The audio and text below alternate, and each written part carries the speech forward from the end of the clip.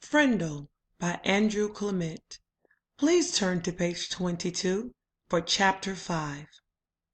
When you hear the bell, be sure to go to the top of the next page to continue reading along.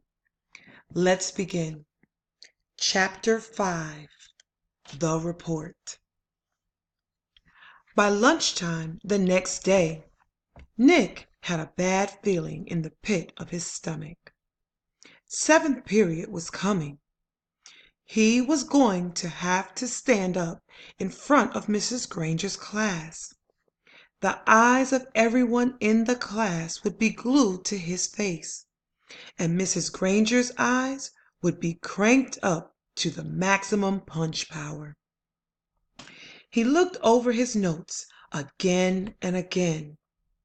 The first English dictionary, the growth of English language, William Shakespeare, words from French and German, new words, old words, new inventions, Anglo-Saxon words, Latin and Greek roots, American English. It all became a big jumble in his mind. And his grand plan from the night before? In the harsh fluorescent lights of the school day, it seemed impossible. What is it about the clocks in school? When you're planning to go to the carnival after school, the clocks in every class practically run backwards, and the school day lasts for about 3 weeks. But if you have to go to the barber or go shopping for clothes after school, zip! The whole day is over before you can blink. And today, after lunch, periods 5 and 6 went by in 2 ticks. As the 7th period bell rang, Mrs. Granger walked into the classroom, took 4 steps to her desk at the side of the room, flipped open her attendance book, glanced out at the class, and made 2 little check marks. Then, looking up at Nick, she said, "I think we have a little report to begin our class today. Nicholas?" 15 seconds into 7th period, and Nick was on stage. This lady plays for keeps, thought Nick. He gulped, grabbed his crumpled note cards and his book bag, and walked to the front of the room. He stood next to the giant dictionary on its little table, and Mrs. Granger walked to the back of the classroom and sat primly on a tall stool next to the bookcase. She was wearing her blue uniform. Taking a deep breath, Nick began. Well, the first thing I learned is that the first English dictionary. Mrs. Granger interrupted. Excuse me, Nicholas, but does your report have a title? Nick looked blankly at her. A title? No, I didn't make a title. Class, please remember to include a title whenever you prepare an oral or written report. Now, please go on, Nicholas. And she smiled and nodded at him. Nicholas began again, looking right at Mrs. Granger, and said, "The dictionary." A couple of kids thought that was funny, but Nicholas played it straight and kept talking. A lot of people think that the first English dictionary was put together in the 1700s by a man named Samuel Johnson. He lived in London, England. He was real smart, and he wrote a lot of books, and he wanted all the other smart people to have a good dictionary to use, so he made one. But there were other dictionaries before his. The thing that was different about Johnson's dictionary was its size. First of all, he had over 43,000 words in it. The class made a bunch of noise at this big number. Oohs and wows and stuff like that. And Nick got lost in his concentration. He glanced up at Mrs. Granger, expecting to see those eyes drilling a hole in him. But they weren't. They were almost friendly, in a teachery kind of way. She shushed the class and said, "Go on, Nicholas. That's a fine beginning." Nick almost smiled, but he saw all the kids staring at him. So he gripped his note cards even tighter and jumped back in. The other thing that Samuel Johnson did that was special was to choose the words he thought were most important, and then give lots of examples showing how the word got used by people.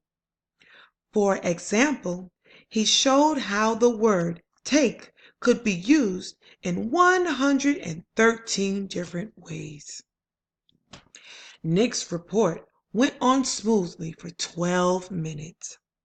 Nick was surprised at how easy it was to stand there and talk about this stuff. At the end of the first 5 minutes, Mrs. Granger had to stop Nick again to say, "Class, it is not good manners to yawn out loud or to put your head down on your desk when someone is giving an oral report." No one in the class cared one little bit about the report, except Mrs. Granger.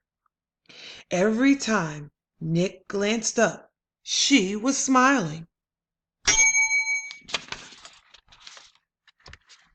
and her eyes were not the least bit icy or sharp.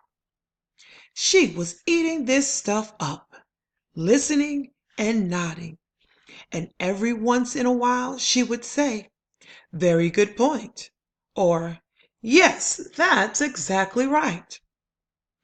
By the time Nick looked up, he saw Mrs. Granger sneaking a look at her watch. 18 minutes gone. Maybe his idea was going to work after all. Time for phase 2. Reaching into his book bag, Nick pulled out the red dictionary he had bought from home.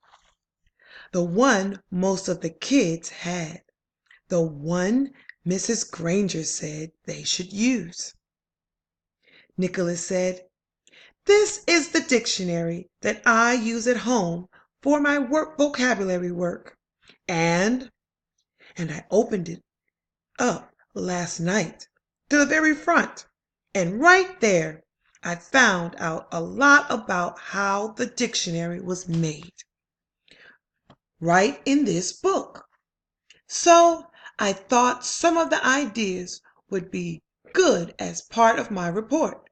It says here, Nicholas." Nick looked up. Mrs. Granger got off her tall stool, and its wooden legs made a screech on the linoleum. Heads snapped to attention, and the class was alert again. Mrs. Granger smiled, raised her eyebrows, and pointed at her watch. "Nicholas, I think the class should read that at home themselves. Now." John's hand went up in the air, and at Mrs. Granger's nod he said, "But I don't have that dictionary at home, Mrs. Granger. I have the blue one." And several other kids immediately said, "Me too." Mrs. Granger tried not to show that she was annoyed. "Very well, Nick, but it shouldn't take too long. We have other things to do today." Nick kept his eyes open wide, and nodded, adjusted his glasses on his nose, and began to read. Without question, this modern American dictionary is one of the most surprisingly complex and profound documents ever to be created, for it embodies unparalleled etymological, lexicographic scholarships, but also the dreams and speech and imaginative talents of millions of people over thousands of years. For every person who had ever spoken or written in English had had a hand in its making. It was a long article, and the kids were bored to death. But no one looked bored at all. Every kid in the room knew now that the period was more than half over, and that Nick's report wasn't just a report. It was one of the greatest time wasters he had ever invented. Mrs. Granger knew it too. She had edged around from the back of the room to the side near the windows. Nick glanced up at her now and then as he read, and each time Mrs. Granger's eyes clicked up to a new power level. After 8 minutes of Nick's best non-stop reading, her eyes were practically burning holes in the chalkboard behind him. There were only 10 minutes left in seventh period. When he took a breath to start a new paragraph, Mrs. Granger cut him off. "That's fine. That's a fine place to stop, Nicholas. Class, let's all give him a round of applause for his report." The applause didn't last long. As Nick took his book bag and notes and sat down, Mrs. Granger's eyes went back to almost normal, and she actually smiled at him. "Although your report was a little long," she paused to let that sink in, "it was quite a good one. And isn't it fascinating that English has more different words than other languages used anywhere in the world?" She pointed at her large dictionary. "That one book contains the definitions of more than 450,000 words. Now, wasn't I right, Nicholas? All this will mean so much more since you learned about it on your own." Mrs. Granger was beaming at him. Nick sank lower in his chair. This was worse than writing the report, worse than standing up to give it. He was being treated like the teacher's pet, and had the feeling she was doing it on purpose.